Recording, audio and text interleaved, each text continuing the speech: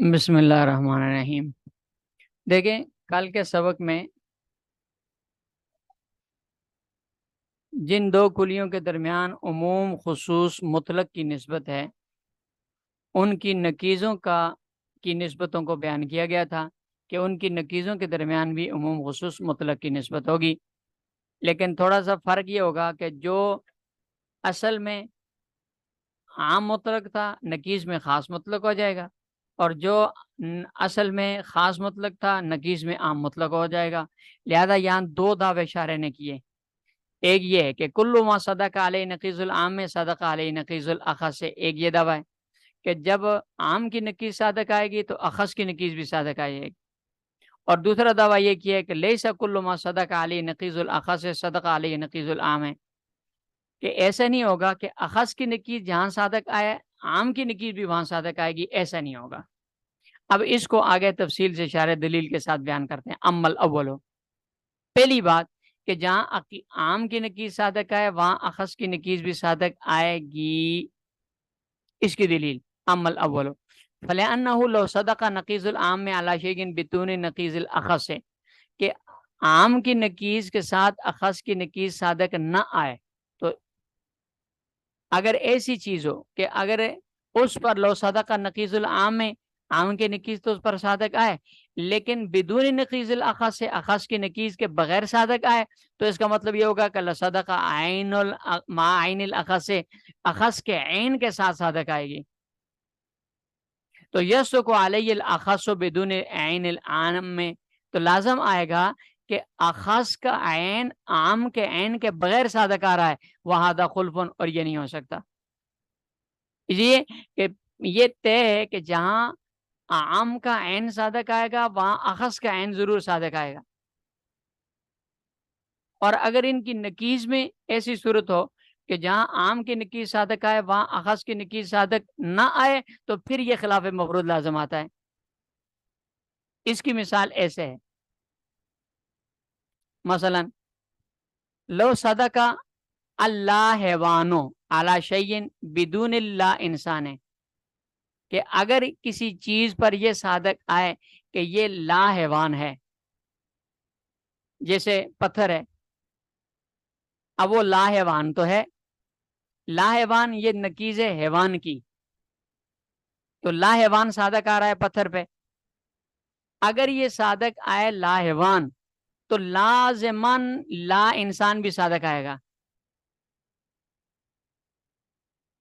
کیونکہ یہ عام کی نقیض ہے تو یہ اخص کی نقیض ہے، عام کی نقیض جہاں صادق آئے گی اخص کی نقیض ضرور صادق آئے گی۔ اگر ایسا ہم فرض کریں کہ عام کی نقیض پتھر پہ صادق آ رہی ہے لا حیوان، لیکن اخص کی نقیض صادق نہیں آ رہی، لا انسان صادق نہیں آ رہا،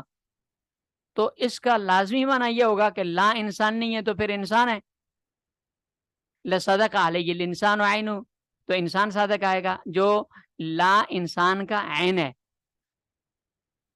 تو لازم آئے گا پتھر انسان ہو گیا، حالانکہ یہ خلاف مفروض ہے، پتھر تو انسان نہیں ہوتا، لأنه لو لم يسق علیہ الانسان ہو، اس لیے کہ اگر انسان بھی صادق نہ آئے تو لازم انسان بھی صادق نہیں آ رہا، لا انسان بھی صادق نہیں آیا، تو لازم ہے ارتفاع النقیضین ہے، تو یہ تو ارتفاع نقیضین ہو جائے گا، یہ تو ہی نہیں سکتا۔ اس لیے لا انسان اگر صادق نہیں آتا تو انسان ہونا ضرور صادق آئے گا، وَيَمْتِنُ ہونا کا صدق الحیوان ہے، تو یہاں تو حیوان کا صادق آنا بھی ممتنع ہو جائے گا، لِسَحَالَةِ اجتماعی نقیضین ہے، کیونکہ نقیضین کا اجتماع بھی حرام ہے، نہیں ہو سکتا، جس طرح ارتفاعی نقیضین جائز نہیں ہے، اسی طرح اجتماعی نقیضین بھی ناجائز ہے۔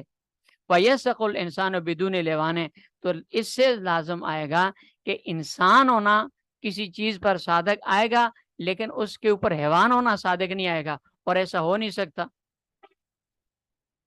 اس لیے یہ دعویٰ ہمارا ٹھیک ہے کہ جہاں عام کی نقیض صادق آئے گی وہاں اخص کی نقیض ضرور صادق آئے گی، جو لا حیوان ہوگا وہ لا انسان بھی ضرور ہوگا، جیسے پتھر